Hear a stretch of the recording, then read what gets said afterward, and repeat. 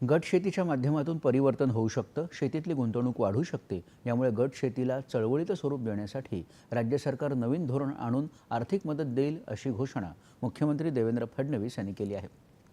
पुण्यात पाणी फाउंडेशनच्या सत्यमेव जयते फार्मर कप पुरस्कार 2024 सोहळ्यात ते बोलत होते।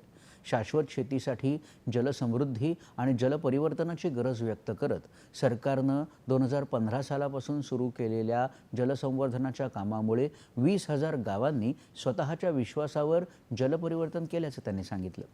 मागेल त्याला सौरपंप योजनेचा उल्लेख करत 16,000 शेतकऱ्यांना सौर ऊर्जा मिळणार असल्याचंही त्यांनी सांगितलं। तसंच सरकारनं नैसर्गिक शेती अभियान सुरू केल्याचं सांगत 25 लाख हेक्टर नैसर्गिक शेतीचं उद्दिष्ट 50 लाख हेक्टर केल्याची माहिती त्यांनी दिली। यावेळी त्यांनी पाणी फाउंडेशनच्या कामाचं कौतुक करत त्यांच्या फार्मर कप उपक्रमासाठी सरकार त्यांच्या पाठीशी उभं आहे अशी ग्वाही दिली। पाणी फाउंडेशनचा विस्तार संपूर्ण महाराष्ट्रात करणार असल्याबद्दल त्यांनी आनंद व्यक्त केला। एक मोठं जनआंदोलन या पाणी फाउंडेशनच्या माध्यमातून आमिर खान आणि त्यांच्या टीमने उभं केलं आणि शेतकऱ्यांचा प्रचंड प्रतिसाद त्याला मिळतोय। आणि म्हणून माझी त्यांना सातत्याने ही विनंती होती की तुम्ही काही तालुक्यांपुरतं मर्यादित राहू नका। हा जो काही तुम्ही पॅटर्न तयार केला हा यशस्वी होतोय, हा सगळ्या तालुक्यांपर्यंत गेला पाहिजे।